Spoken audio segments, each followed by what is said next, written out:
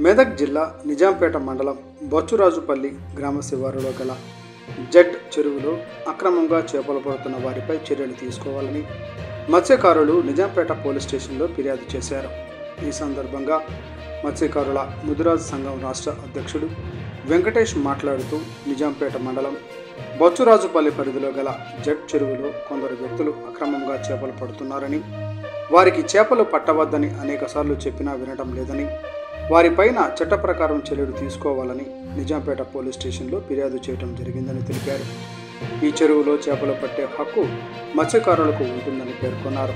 ఈ కార్యక్రమంలో మత్స్యకార సొసైటీ సభ్యులు నమస్కారం. నేను వెంకటేష్ ముదిరాజు మత్స్యకారుల సంఘం రాష్ట్ర అధ్యక్షుడిని. ఈరోజు మెదక్ జిల్లా నిజాంపేట మండలం బచ్చారాజుపల్లి గ్రామంలో మా ముదిరాజు కులస్తులు మత్స్య పారిశ్రామిక సొసైటీ చేపల సొసైటీ కలదు.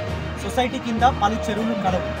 ఈ చెరువులపైన సంపూర్ణ హక్కులు సొసైటీకి ఉన్నవారికి ఉంటాయని తెలిసి కూడా పక్కనే ఉన్నటువంటి తండా సోదరులు దౌర్జన్యంగా చెరువులలో చేపలు పట్టడం జరుగుతుంది.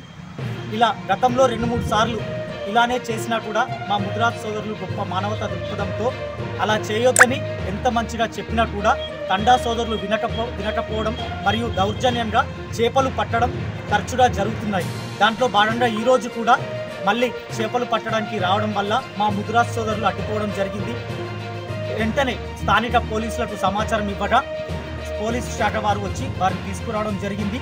ఈ విషయం పైన ఎందుకంటే రాష్ట్రంలో చాలా స్పష్టంగా హైకోర్టు 33 జిల్లాల కలెక్టర్ సార్ వాళ్లకు మరియు పోలీస్ డిపార్ట్మెంట్కు చెరువుల పైన గ్రామ పంచాయతీలకు ఎలాంటి హక్కులు లేవు, రాష్ట్రం మొత్తము సొసైటీలు ఉన్నప్పుడు గ్రామ పంచాయతీలకు ఎలాంటి హక్కులు లేవు, కేవలం సొసైటీ వారికి ఉన్నాయని చెప్పి ఈ ములుగు మండలం కొట్యాల సందర్భంగా ఇచ్చిన తీర్పు రాష్ట్ర వ్యాప్తంగా 30,000 చెరువులకు వర్తిస్తుంది.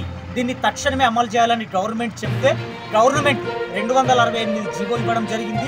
స్టేట్ మొత్తం అసలు చెరువుల పైన గ్రామ పంచాయతీలకు ఎలాంటి అధికారాలు ఉండవు, కేవలం సొసైటీ వారికి మాత్రమే అధికారాలు ఉంటాయని చెప్పి ఒకవేళ సొసైటీ ఉన్నప్పుడు సర్పంచులు కానీ అధికారులు కానీ జోక్యం చేసుకుంటే వాళ్ళపైన కఠిన చర్యలు తీసుకోవాలని చెప్పి హైకోర్టు ధర్మాసనం 33 జిల్లాల కలెక్టర్ సార్ వాళ్లకు స్పష్టమైన ఆదేశాలు ఇచ్చింది. మరియు చెరువులకు రక్షణగా బందోబస్తు ఇవ్వాలని కోరింది.